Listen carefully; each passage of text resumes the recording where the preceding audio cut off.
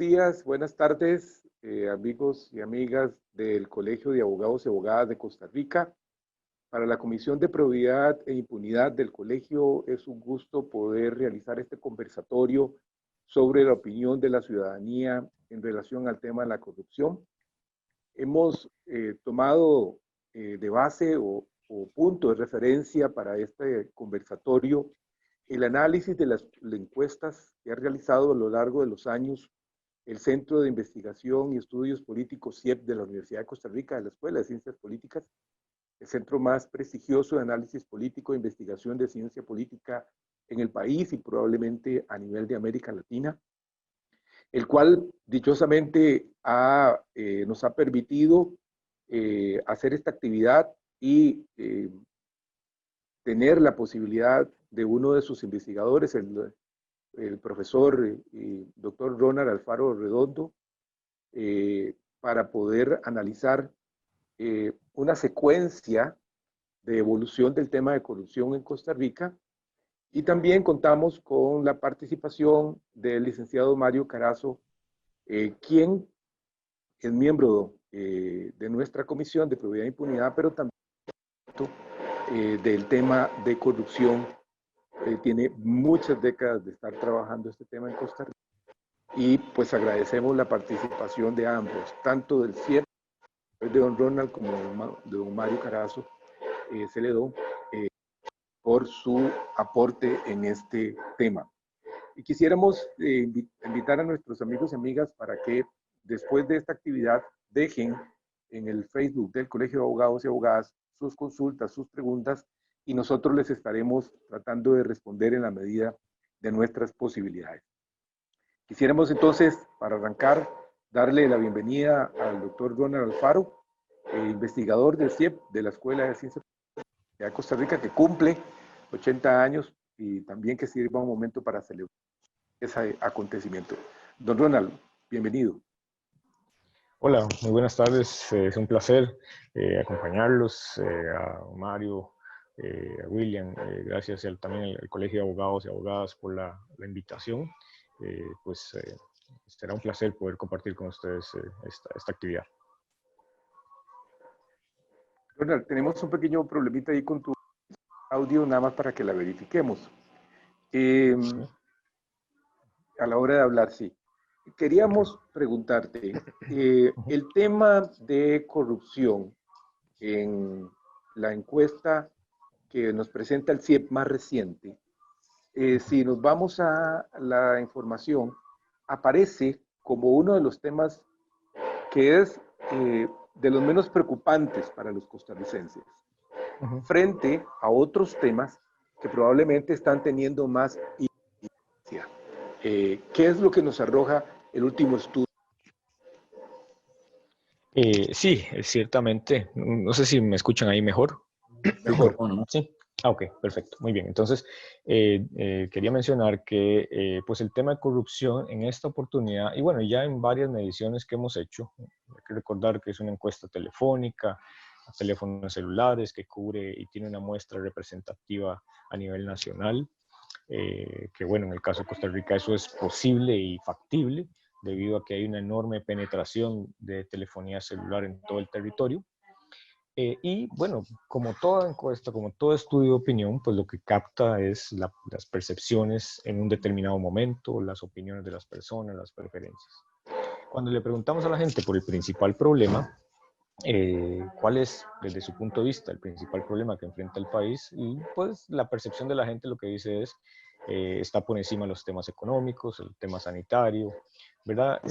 Dejando, digamos, con menor relevancia, otorgándole menor relevancia a los temas de seguridad, por ejemplo, los temas de corrupción, sin duda, porque están, digamos, entre los menos mencionados. Ahora, eso no siempre ha sido así, ¿verdad? Ha habido momentos en los que nuestra encuesta sí ha capturado, ¿verdad? Una preocupación de la ciudadanía sobre el tema de la corrupción. Voy a mencionar algunos casos. Por ejemplo, en agosto del 2013 ponía la corrupción como en el primer lugar, digamos, de problemas. En julio del 14 fue el tercer lugar. Ya un poco más, más reciente, en marzo del 2018 estuvo en tercero, en el 17 también en segundo, en fin, ha ido, es uno de los temas que ha estado, digamos, que ha estado en esos aspectos. Pero eso tiene que ver desde luego con una preocupación de la ciudadanía y además con una atención mediática significativa, ¿verdad? O sea, cuando hay una cobertura mediática sobre algún escándalo, digamos, o una presunta actividad de esta naturaleza, ¿verdad? Las preocupaciones de las personas lo van a reflejar, ¿verdad? Las opiniones de las personas lo van a reflejar, como mencioné hace un momento. Cuando no está en el centro del debate o de la atención mediática, digamos, una situación, un escándalo de esta naturaleza, pues es de esperar, ¿verdad? Que este no sea un aspecto muy mencionado por las personas.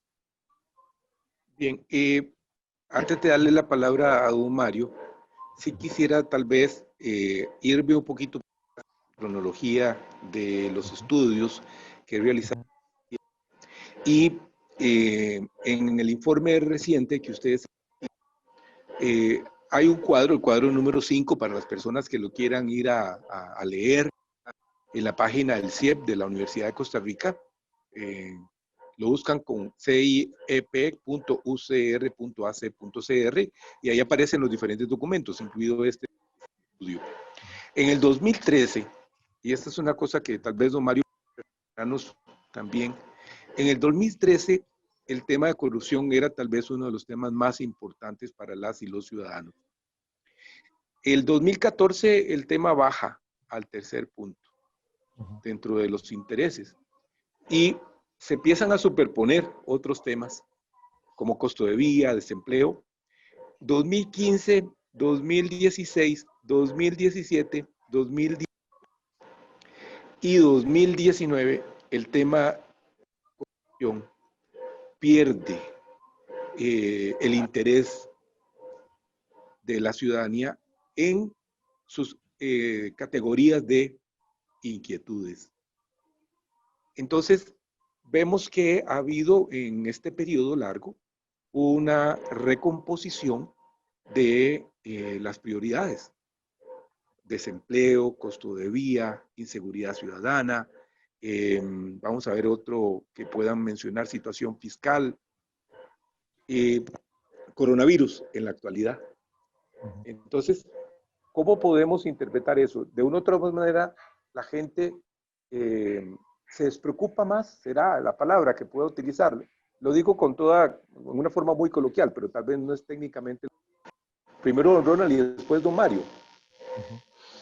Sí, a ver, tiene que ver, está muy relacionado con el tema de la atención mediática, ¿verdad? Está muy relacionado con el tema de cuánto los medios prestan, ¿verdad? Y se ocupan, digamos, de estos temas. ¿Por qué? Bueno, porque la opinión de las personas está mediada, ¿verdad? Sin lugar a dudas, por lo que ve, lo que oye, lo que consume, digamos, en los medios de comunicación, ¿verdad? Si en los medios hay una agenda mediática que está eh, privilegiando o dándole mayor importancia a los temas relacionados con escándalos de corrupción, malos manejos de fondos, mala gestión, en fin, pues eso se va a reflejar en las encuestas. Eso, digamos, no cabe ni la menor duda. Pero cuando hay otros temas que son los que están dominando, digamos, el debate, la discusión en la sociedad, por lo general, eso relega, ¿verdad? Como decimos ahora, vean, el tema de la inseguridad sigue siendo un problema en este país, pero hoy día no es una preocupación en la gente, no está ¿verdad? En esa lista de prioridades.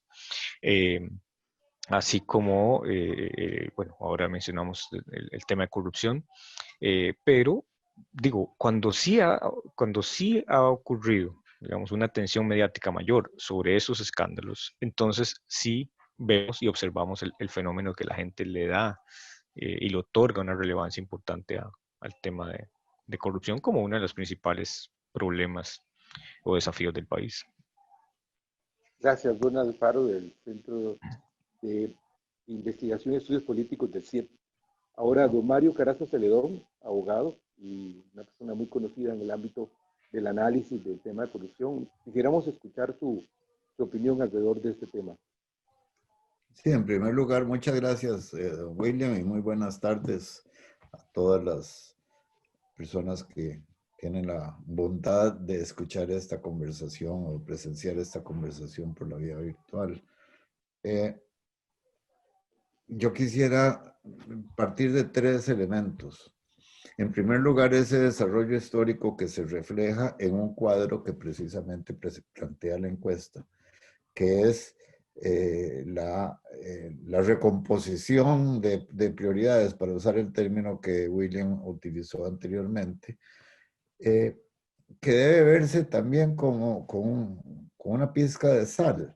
Y debo decirlo por lo siguiente. Hay que comenzar por entender que una encuesta es básicamente una fotografía del momento en que se realiza.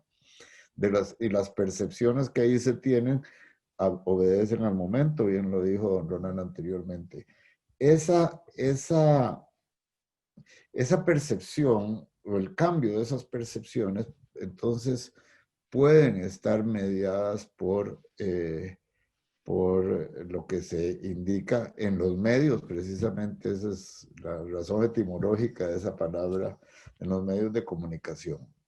Entonces yo quisiera mencionar que sí, el concepto de corrupción, esto nos muestra que debe existir una percepción diferente sobre lo que es la corrupción en este momento por parte de la ciudadanía. Y yo quisiera contribuir con una serie de reflexiones. Comienzo. En 1978, o sea que eso es casi más de 40 años atrás, se empezó a encuestar el concepto de corrupción. Y era muy interesante que la percepción que se tenía en ese momento cuando se le presentaba a las personas de que consideraba que era corrupción, lo relacionaban a lo que en ese término, ya eso ha evolucionado mucho, se hablaba de la corrupción de menores. Y entonces había una referencia hacia eso que no obedecía al concepto, digamos, académico de lo que puede significar corrupción. En esa oportunidad, sin embargo, se mencionaba, y porque era el elemento que estaba muy en boga alrededor de esto, la figura de Robert Vesco.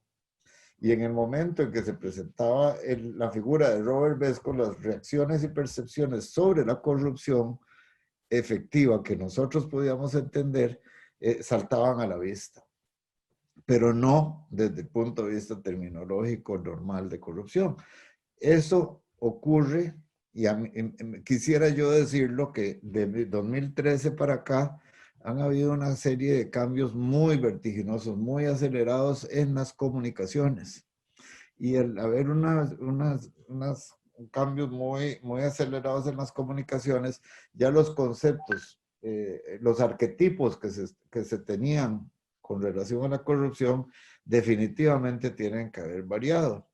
Y aquí quiero retomar algo importante que antes de aventurarme a un par de observaciones más, yo quería indicar, sí, los eventos de importancia mediática en un momento determinado, sin duda alguna, condicionan, digamos, los resultados de una encuesta, porque al fin y al cabo las preguntas que se hacen van teñidas de la información que tienen los entrevistados en este momento.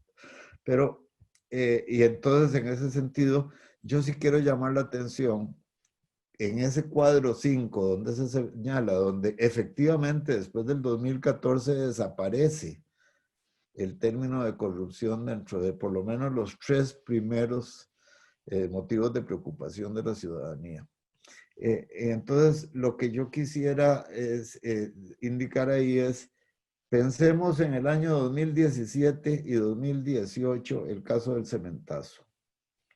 Y vemos ahí los elementos que se tenían a agosto de 2017, donde no había empezado esto, y en agosto de 2018, donde ya estaba en plena explosión el concepto del cementazo, y nos damos cuenta de que, sin embargo, no aparece aquí una referencia al concepto de corrupción. Y lo mismo podemos pensar en esta encuesta del 2020, que sí tiene una característica muy particular, que es el aspecto de que las preocupaciones se han ido tendiendo a los temas sanitarios, por las razones más que obvias de lo que es una pandemia.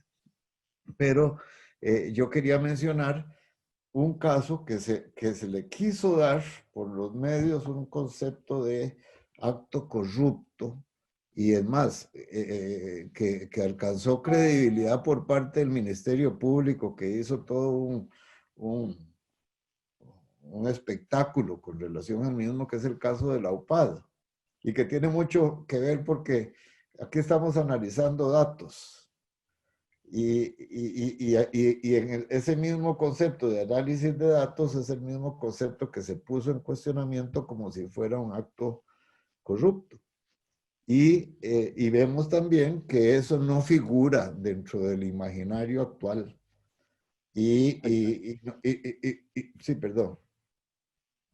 Perdón, es que ahí es donde quería tal vez no adelantarme a la siguiente pregunta que tenía prevista para los dos. Es mi criterio también al estudiar el tema, este comportamiento a lo largo del tiempo de las percepciones de la gente, que cuando no aparece el tema de corrupción como uno de los temas principales, podemos estar cometiendo el error de interpretación de que los delitos de cuello blanco o los delitos funcionales son menos en el país. Tal vez ahí es donde viene la otra parte, que la exposición de los medios hacia la existencia de los delitos de cuello blanco, delitos funcionales, se concentra en los casos más sonados. Pero eso no quiere decir que los síntomas de la corrupción no existan a nivel de los juicios en la judicatura o no se persigan delitos, porque entonces ocultar esa realidad nos daría una falsa sensación de que las cosas están bien. Ronald y Don Mario, en ese mismo orden.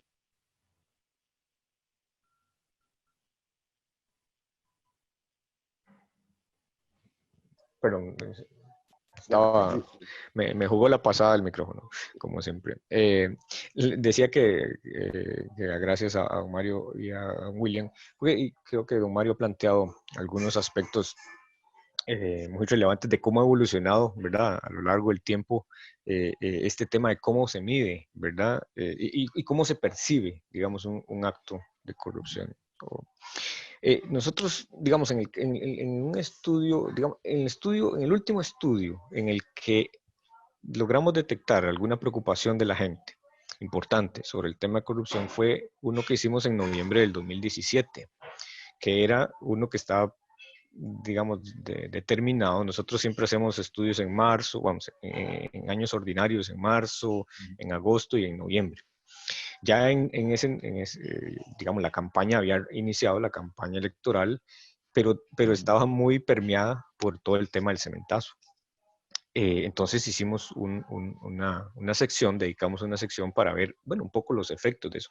Y a pesar de que en ese momento la gente no lo mencionaba como una de las principales preocupaciones, porque estaba por encima el tema del desempleo y el costo de vida, ya en medio de la campaña, ahí sí logramos ver que, bueno, primero que gran parte de la gente había escuchado sobre el caso, ¿verdad? Casi 9 de cada 10, ¿verdad? Y más o menos 5, ¿verdad? 5 de cada 10 personas decían que lo estaban siguiendo, ¿verdad? Por la prensa. Y detectamos también que habían empeorado, ¿verdad? Producto de ello, empeorado las opiniones de las personas en el gobierno, en el Poder Judicial, en el presidente, ¿verdad? En una serie, digamos, de instituciones. Había una fuerte afectación en los partidos políticos. Al que más castigaron en ese momento era, paradójicamente o curiosamente, a la Liberación Nacional, digamos, un poco más al movimiento libertario y luego al PAC, pero mucho menos al Frente Amplio y a la Unidad Social Cristiana. Eh, y además habíamos hecho como una especie de perfil para saber quiénes eran los que habían manifestado un mayor empeoramiento de las opiniones. Y eran sobre todo hombres, personas con educación universitaria, o sea que ya aquí les dice, digamos, un poco el perfil de dónde puede ser y mayores de 35 años, ¿verdad? Entonces, si usted tiene y construye y tiene esa lógica, entenderá que hay, que no necesariamente ahí estamos hablando de, digamos, de todos los sectores, ¿verdad? De la población, hay diferencias importantes entre diferentes estratos. Y bueno, digo, en ese momento estábamos en medio de esa campaña electoral que dicho sea de paso, fue una campaña que para ese momento no tenía una narrativa, no estaba, digamos, no había una narrativa clara. Los partidos no habían logrado, digamos, dominar la agenda de esa campaña. Estaban más bien reaccionando, eran muy reactivos a eso. Bueno, digamos, amarro un poco por acá para dejar la Perdón, nada síntesis más por ahí. para una interrupción, Ajá. inclusive el PAC, porque eso es un tema que también se puede conocer ahora, porque ahora los medios se refieren al PAC como un partido diferente de cómo se referían al partido aún dentro del gobierno anterior. Perdón, pero creo que es Claro. muy relevante esa interrupción y perdón por No, hacerlo. no hay problema. Más bien, no, y ahora más adelantito quiero referirme a algo que me surgió de lo del planteamiento que estaba haciendo Mario hace un rato, sobre el tema de qué desafíos metodológicos plantea, cómo medir la percepción de la gente sobre corrupción, pero quiero dejarlo para más adelante para no darle Bien, la palabra a Mario. esa queda como la pregunta, como el tema de cierre. Y don Mario, usted tenía la palabra para... Sí, sí, William, muchas gracias. Y perdón por esa interrupción, pero yo creo que es que por ahí es donde iba lo que yo quería postular más o menos como avance de reflexión. Vean, una es que efectivamente la concepción de corrupción tiene que haber variado con el tiempo. Ahora mismo William mencionó los delitos de cuello blanco, por ejemplo. Eso que antes era lo que se presumía, ahora ya no se presume, sino se denuncia como tal. Y en ese sentido, esa concepción de corrupción se traslada. Probablemente si aquí analizamos en una forma continuada del 2014 para acá con relación a lo que significa coimas de tráficos, aceitar las tramitaciones, etcétera, probablemente eso ha disminuido muchísimo por dos razones. Una es por el uso de los medios digitales que hacen que las personas puedan acceder a las instancias permisionarias o otorgantes de permisos los temas en forma directa, pero la otra es decir, sin intermediación de coimas. Pero también hay un tema que tiene que ver con relación a las estructuras de las entidades públicas, particularmente, y en eso gracias por llamar la atención sobre lo que puede significar la estructura en la que nos movemos los abogados, particularmente, que es la estructura de los tribunales y del Poder Judicial. Que por cierto ha pasado por problemas de crisis serias durante este periodo que estamos consolidando y que han afectado la credibilidad estructural de esa entidad, como puede haberlo hecho otras cosas. Pero lo que sí quería yo decir es lo siguiente. ¿No será que es que el lenguaje le está dando una mención que hace posible que los conceptos que tradicionalmente hemos venido calificando como corrupción hayan evolucionado para que sean conceptos que se llaman, que se pueden medir y actuar en este momento? Vean, en el cuadro 7, del estudio, hace un tema que, o por lo menos refleja un tema que es cuál es la valoración política de las instituciones y organizaciones sociales. Y esa valoración política, ese acuerdo que hace, obedece a listados que lógicamente son los que se pueden medir, ¿verdad?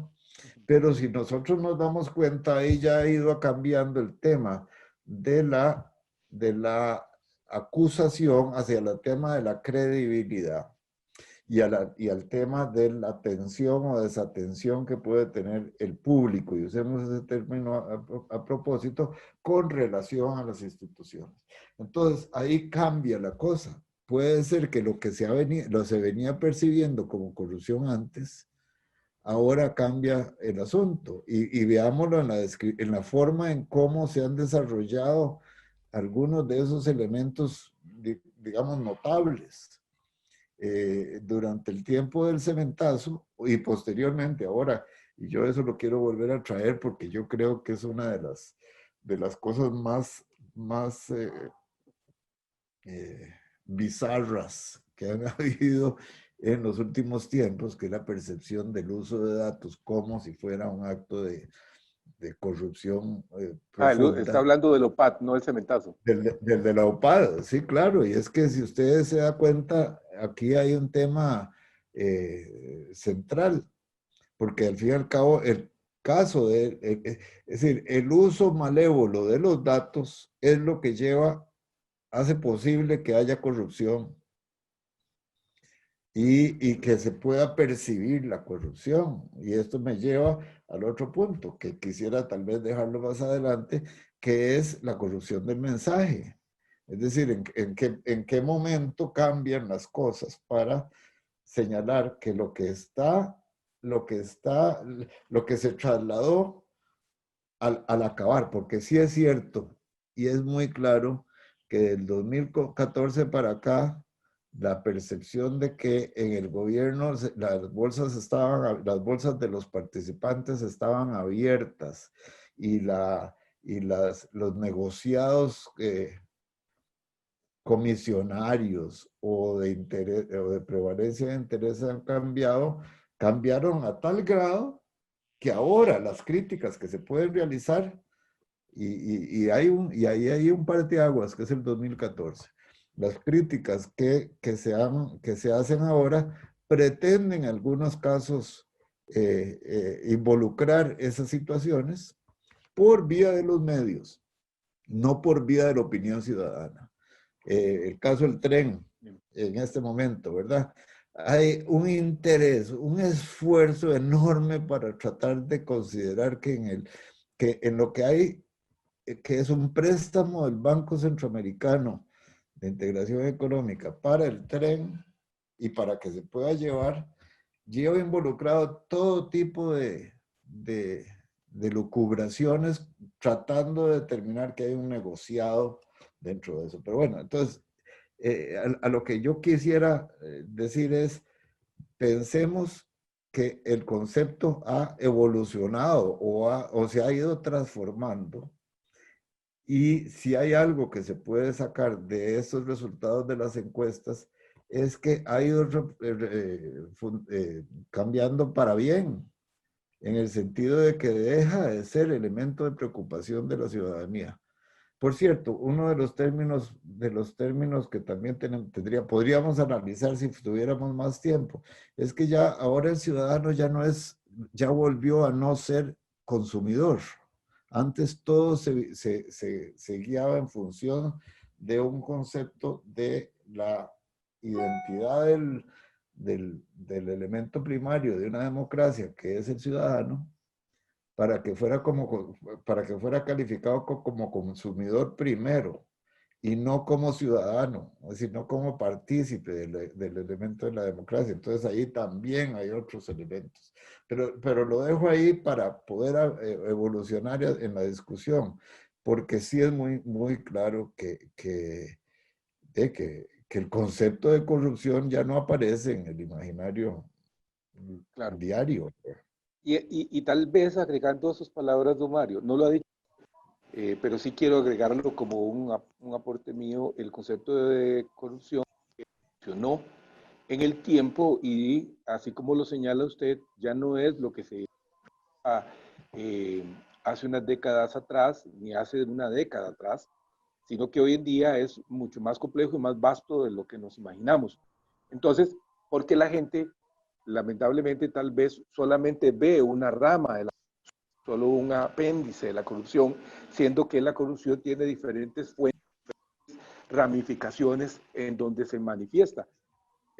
Si lo vemos solamente a través de los delitos funcionales o los delitos de cuello blanco, y con un cuello blanco que hacen referencia a los públicos principalmente.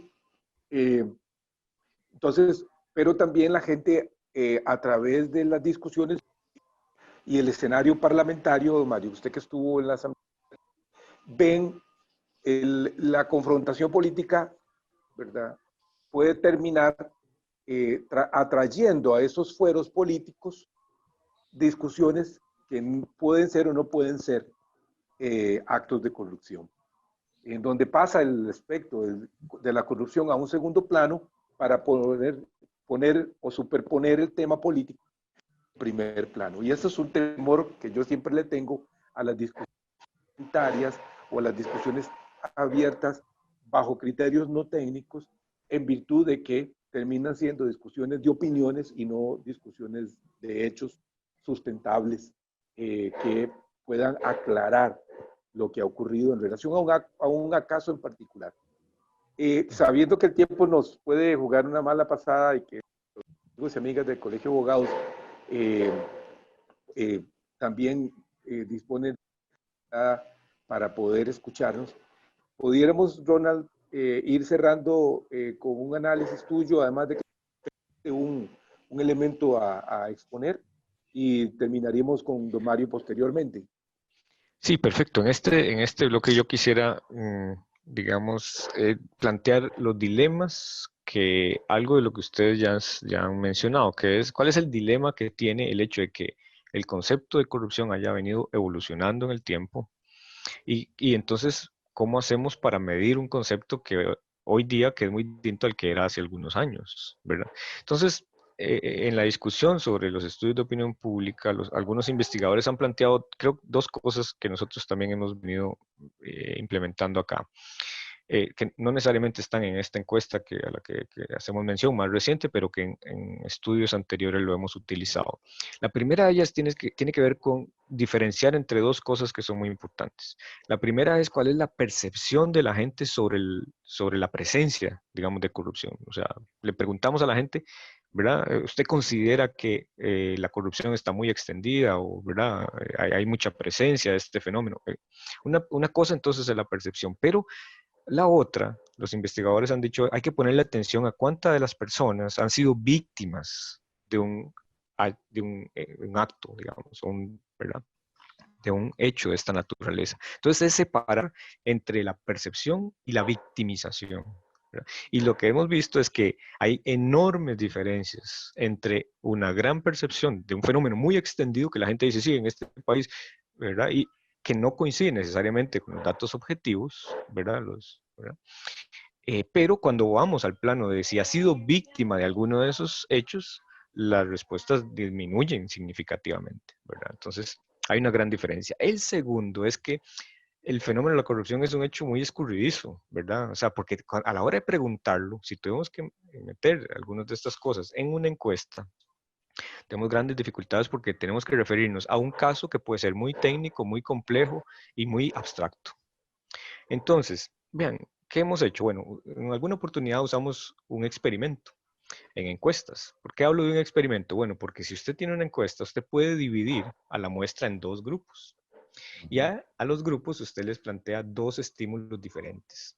Y lo hicimos con un caso, digamos, de esta naturaleza. Dividimos a la gente, la mitad de la muestra en un grupo y le dijimos, bueno, digamos, suponga que usted ya ha decidido que tiene un candidato, que usted está convencido de que ese va a ser su candidato en la elección y que usted va a votar por él. Pero, digamos, resulta que denuncian unos actos de corrupción en los medios de comunicación. Bueno, entonces, ¿verdad? Y al segundo grupo le dimos la misma información, pero además le agregamos, bueno, y es que los hechos tienen que ver con que el político construyó una carretera, una propiedad privada con fondos públicos. O sea, le añadimos más información. Y cuando usted tiene esos dos escenarios, cuando se le da más información a la gente, ¿verdad? Entonces la relevancia de la corrupción crece, ¿verdad? Cuando es muy indefinido, ¿qué es lo que lo está juzgando y evaluando? Pues la gente no emite el mismo criterio que cuando tiene muchísimo más detalles sobre en qué consistió ese hecho. Entonces quiero llamar la atención porque metodológicamente sí nos plantea un desafío, ¿verdad? Un fenómeno tan escurridizo como la corrupción no es tan fácil de medir, ¿verdad? Y requiere de diferentes ángulos y perspectivas, incluso desde metodológicas, ¿verdad? Muy bien, gracias, Ronald. Don Mario, usted tenía la palabra, creo que tenía varias ideas ahí dando vueltas. Y quisiera concentrarme en dos, una muy brevemente. Esto que dice, que ha mencionado Ronald, sin duda alguna, la metodología de las encuestas, y aquí vale la pena llamar la atención de que estamos enfrentándonos, o estamos conversando ahora con la única encuesta que fue protagonista en los últimos años, que voy a usar un término muy grosero, que sobrevive, en virtud de que las otras encuestas los otros encuestadores perdieron credibilidades en muchos casos, por no atender esa flexibilidad metodológica que señalaba con mucha claridad eh, eh, Ronald hace unos minutos. De manera que valga la atención también para decir lo que sale de las encuestas del CIEP, que se llaman ahora en mucho las encuestas de la U, son datos que son creíbles. Y eso me lleva entonces al otro tema que es, ¿por qué no podemos, ya que estamos en un ámbito adecuado, hablar sobre lo que es la credibilidad de los medios como elemento de corrupción? Todo el concepto de fake news y sobre todo la irrupción explosiva de la opinión de cualquiera, y uso ese término con mucha cautela, pero la opinión de cualquiera, de generar opinión pública que pueda ser dañina. Y en esto, entonces, nos lleva a otro tipo de corrupción, que es la corrupción del traslado de la información. Yo decía antes, por ejemplo, si a usted como ciudadano lo tratan como consumidor, sus reacciones van a ser muy diferentes que si lo tratan como ciudadano.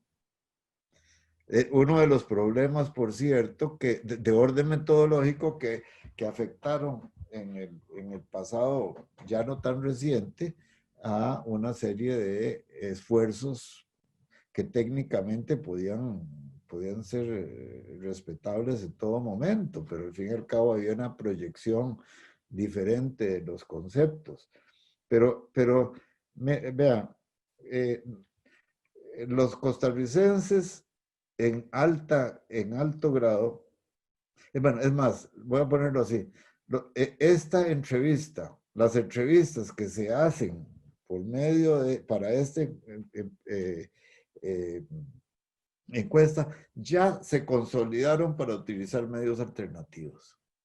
El celular para contactar a la persona y la necesidad, la posibilidad de que esa persona diga lo que quiera. Entonces, aquí hay un tema que es muy importante, Si ustedes leen las redes sociales sobre los temas, si ustedes todos leemos necesariamente, ya estamos totalmente nutridos de redes sociales donde hablan sobre los hechos que rodean a los actores políticos, nos damos cuenta de que hay muchísimo que seguía hacia la mentira o hacia la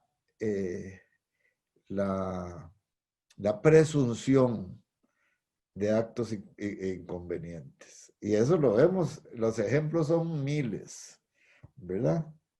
Miles. Uno de los casos más impactantes para mí fue el de la lancha y el funcionario del Ministerio de Salud que estaba expuesto a la exposición, a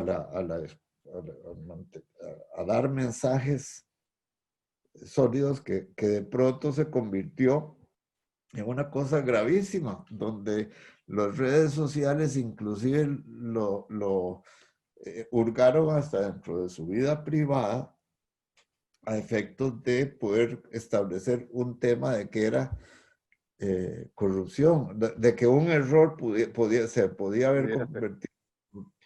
Bueno, pero de todas formas, ahí tenemos mucho. Perdónenme, pero si nosotros tenemos que leer las noticias teñidas de hijueputazos o teñidas de... Sí, por eso, perdón. Ustedes me comprenden lo que digo. O teñidas de...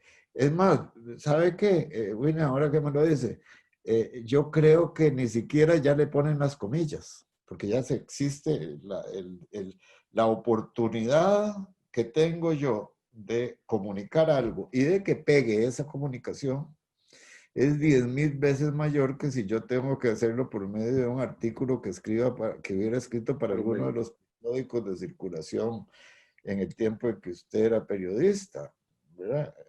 Y conste, no le estoy diciendo eso peyorativamente. Hace años ya, hace algunos años. Que sigue siendo periodista y eso no se le quita nunca. Bueno, pero de todas formas, tal vez entendamos, aquí hay que valorar la corrupción y esa es la motivación que se tiene bajo otros ángulos que se reflejan en estudios como estos. Y hay que comenzar por el proceso de volver a comprender cuánto de ello hay influido por el medio y que es un medio ya que no lo controla nadie, ¿verdad?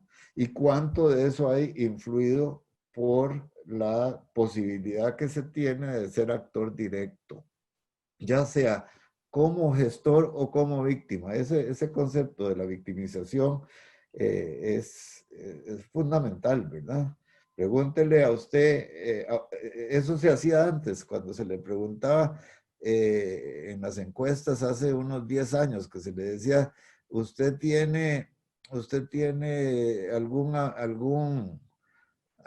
pariente o alguien cercano que haya sido afectado por un acto de corrupción? Y él era atendiendo las coimas de los policías y ese tipo de cosas. De ahí, las respuestas eran totalmente desabridas, ¿verdad? Entonces, volvamos al tema ese y permitámonos reflexionar sobre ello y permitámonos reflexionar de que los instrumentos que se puedan tener para calificar como corrupto un acto tienen que pasar por un análisis de cuál es el mensaje que anda rondando en el aire. Ahora no es en el aire, sino en el ciberespacio. Y ese mensaje podremos determinar si funciona o no, o si tiene resultados o no, que es lo que precisamente le está pasando al Ministerio Público, de que abre con gran resonancia investigaciones sobre casos para calificarlos como corrupción y probablemente no puede conseguir, por lo que parece, porque después desaparecen de la discusión, pero no puede conseguir los elementos fácticos que los puedan amarrar a eso.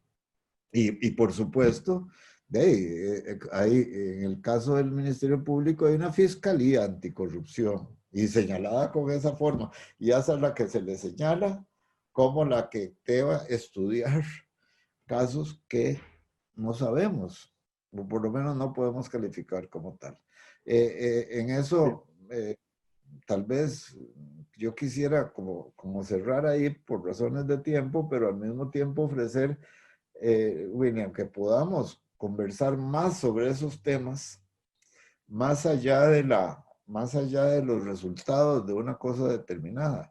Y el centro de investigación de la universidad, de estudios políticos y sociales, así se llama, ¿verdad, Ronald? Bueno, pero tiene mucho que decir. Centro de Investigación y Estudios Políticos. Político, bueno, tiene mucho que decir en eso, mucho que depurar en cuanto a posiciones, porque además de todo tiene los datos y los está usando, lo cual es importante. De manera que yo lo dejo ahí. Gracias. Gracias, don Mario. Gracias, don Ronald Alfaro. Bueno, de esta manera, sabiendo que más bien hay más cabos sueltos, hay más cosas que continuar aportando, pero tenemos una cantidad de tiempo limitado para abordar el tema, y así que agradecemos a las y los abogados y las personas que nos ven a través de las plataformas del Colegio de Abogados y Abogadas de Costa Rica.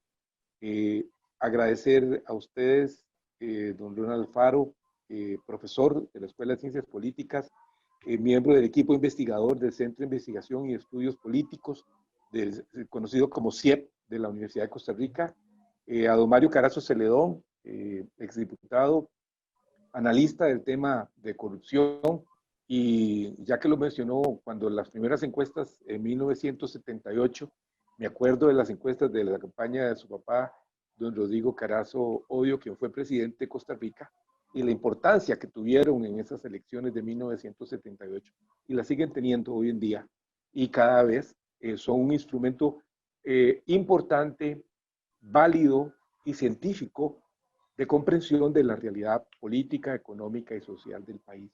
Así que agradeciendo, don Ronald, su amable disposición para atendernos, don Mario Carazo también, y amigos y amigas del Colegio de Abogados y Abogadas, gracias por su valioso tiempo y acompañarnos. Esperamos que la Comisión de Probidad e Impunidad del Colegio pueda continuar haciendo estas actividades. Muchas gracias, fue un placer participar con ustedes, un gusto.